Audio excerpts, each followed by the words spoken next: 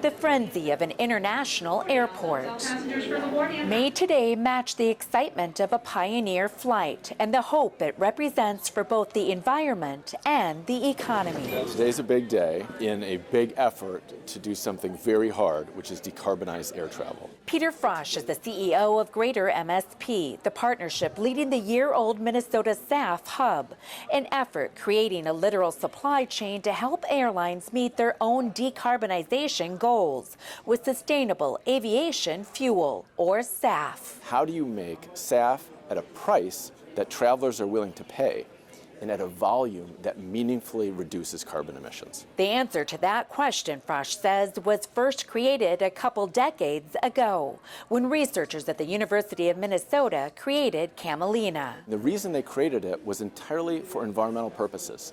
It helps clean up the water, it helps improve the soil health, and it pulls carbon out of the air. So just all kinds of good things in agriculture. But the challenge was it didn't have any market. And while researchers pondered the use of Camelina, airlines explored fuel alternatives. Technically, you can make SAF out of corn, and you can make it out of green hydrogen, you can make it out of wood waste and use cooking oil. You can actually make it out of carbon dioxide.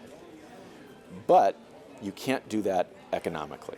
That's when researchers and companies, Delta and Cargill included, combined efforts under that Minnesota SAF hub to realize the potential of Camelina. This has been a sprint over the course of the summer to see if it was possible to crush this Camelina that was grown in Minnesota, get it refined, and get it to an airport so we could use it. And what started as a sprint, Frosch believes will play out as a marathon, with Camelina potentially proving key to bringing in billions of dollars, thousands of jobs. We're going to create tens of thousands of jobs from the tarmac of this airport to every edge of the state.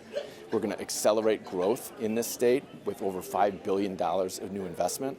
And then we're going to add new income for farmers. All of this matching the frenzy and fervor for solutions for both the environment and the economy.